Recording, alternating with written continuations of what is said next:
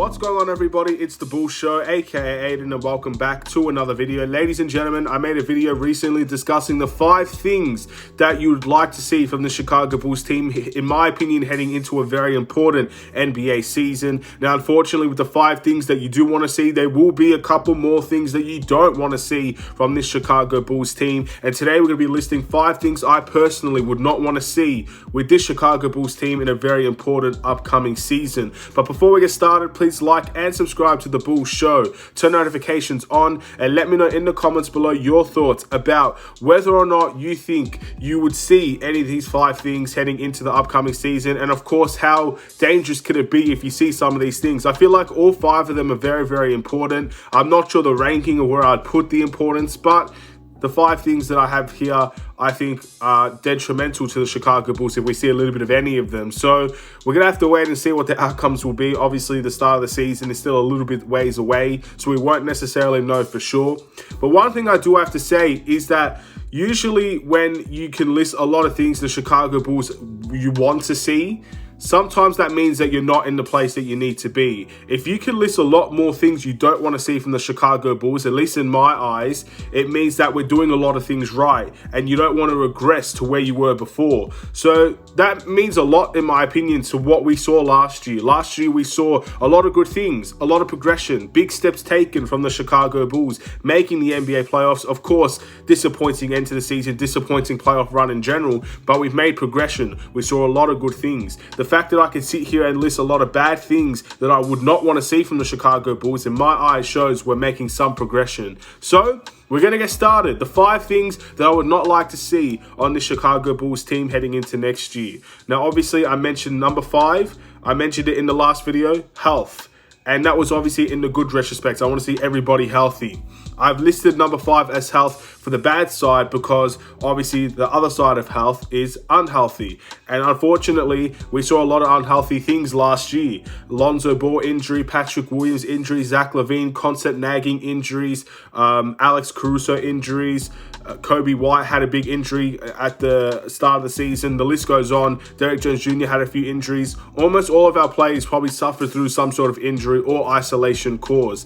And I'm hoping that we do not see a very similar fate this year. I do not want history to repeat itself. Now, sometimes it's something that's unavoidable. I feel like health at times, sometimes you can't explain it. Sometimes it just happens. Sometimes injuries are unavoidable. It's just how it is. But I hope that heading into next year, I can't expect 82 games from everybody. I've said that countless times already. But what I can expect is hopefully a team that's going to be playing a lot more together this season than we did last season. And fingers crossed that will be the outcome, because I personally feel like health is one of the biggest reasons for everybody having a successful or unsuccessful season.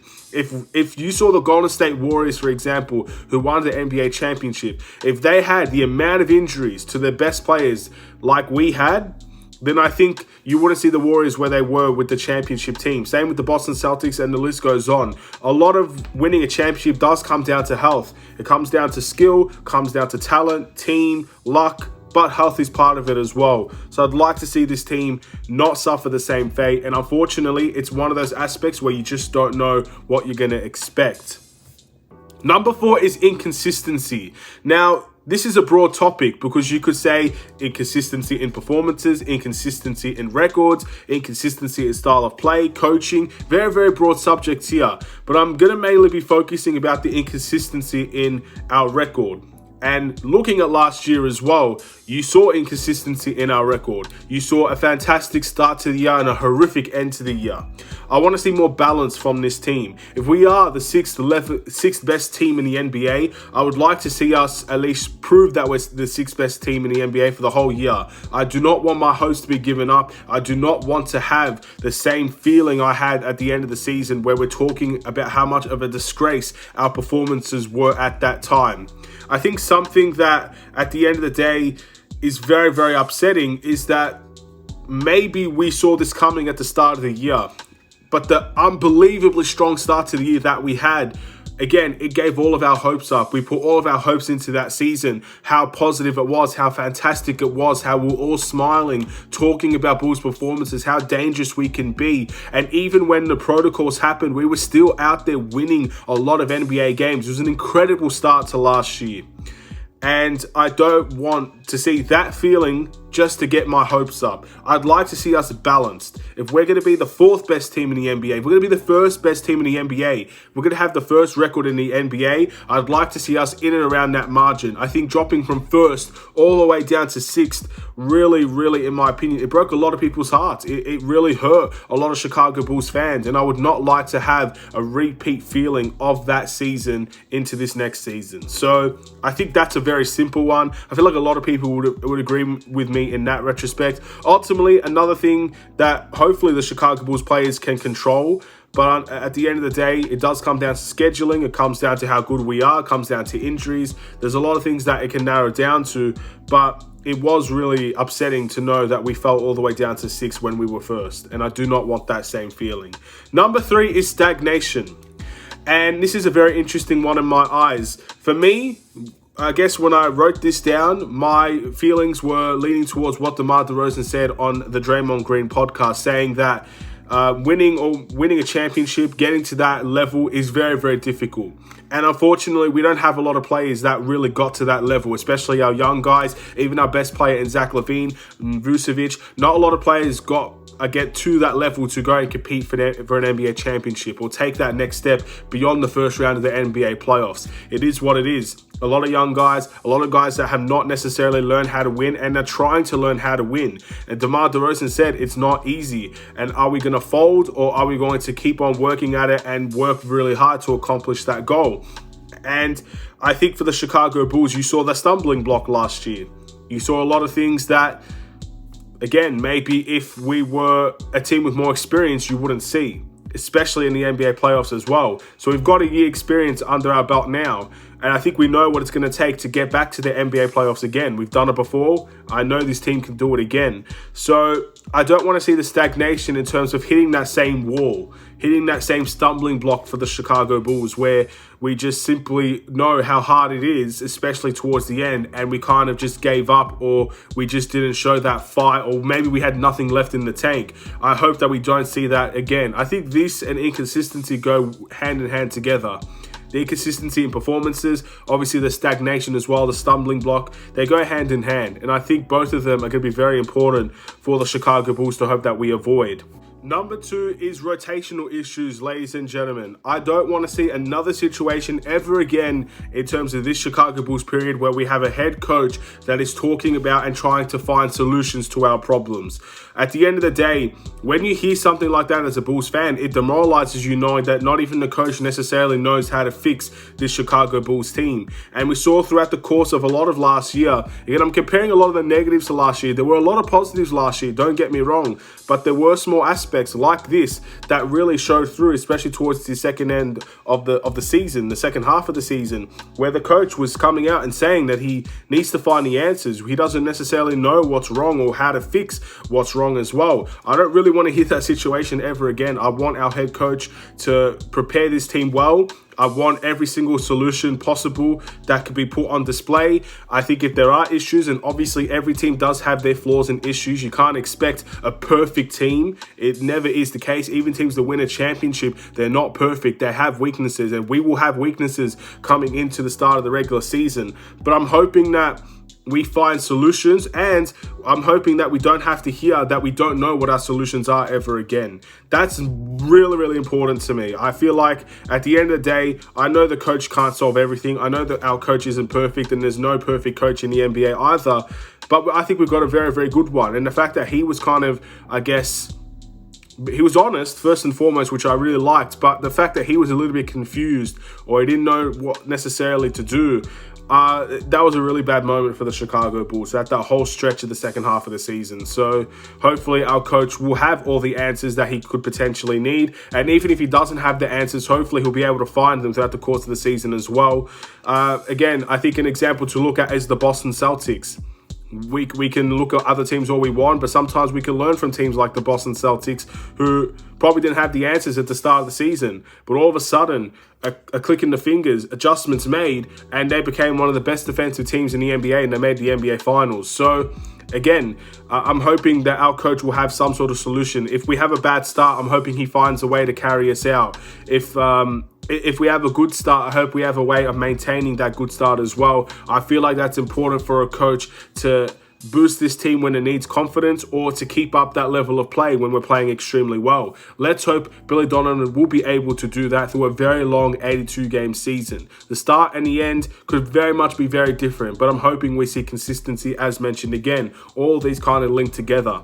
And number one, I think, is a very easy one. I mentioned that I want to see team ball movement from the things that I would want to see. What I don't want to see is isolation as the main focus. Again, we've got talented isolation players. We've got players that are very skillful. We've got players that you could just chuck the ball into the post and watch them go to work. You have a very, very, very good talented team. But sometimes you don't play as a team, or the Bulls don't play as a team. And that is something that needs to be rectified. I want to see everybody involved. I want to see everybody participating. As much as I would love to win a championship with DeMar DeRozan taking all the shots, Zach LaVine taking all the shots, I'm not necessarily blaming them, but obviously they are two best players. They have a lot of responsibility on this team.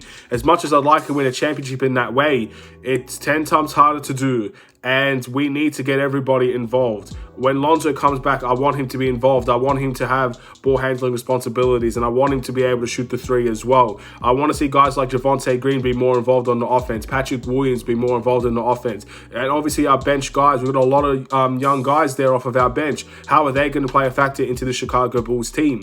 I feel like sometimes you saw inconsistent performances because not everybody is truly involved in the game. I'd like to see at least everybody be given an opportunity to participate and stuff like that. And I'm not just talking about getting the minutes. I'm talking about feeling involved in the plays. Maybe getting a play for a certain guy to take a shot. And that will help them on the defensive end as well. I brought Vucevic as the example. When Vucevic is having a good game, you'll often see he's engaged offensively. And when he's engaged offensively, he'll be much more engaged defensively because his mind is focused and he feels part of the game. I feel like we could do that with all of our players, especially our centers. So I'm hoping that we do that with Andre Drummond. I'm hoping we do that with Nikola Vucevic. If Marco plays, I hope we do that with Marco, Tony Bradley, whatever the case may be. I want everybody to be involved. I want everybody to find a way to make an impact on this team. And it goes to show that we're developing as players and as a team as well. If we see better performances, consistent performances from guys like Io or Kobe or Patrick Williams, you're seeing progression in this team. You're seeing this team being able to take and handle responsibility a little bit more. So that's my number one, in all honesty. I do feel like if we can focus more on team ball, we will have a much better season, or we will show that we are a much harder team to beat. If we see isolation, which is something I don't want to see the whole time, I think you're going to see a lot of what you saw last year. You're going to be able to beat the good teams, the bad teams, because again, the bad teams, they're not necessarily focused on winning. They want their draft pick. They don't have the players required to win every single game like a Bulls or any top team could.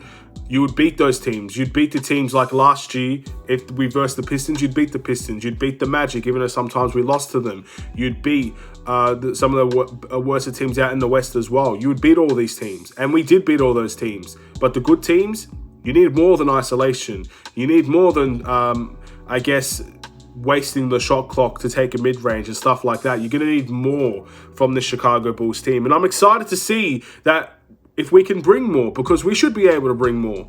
We're a year in now. This team was brand new. Of course, sometimes you're going to have to rely on your superstar players to get you out of trouble. And that's why I'm excited to see how DeMar DeRozan and Zach and Vooch, Lonzo, all these guys integrate with one extra year with this team.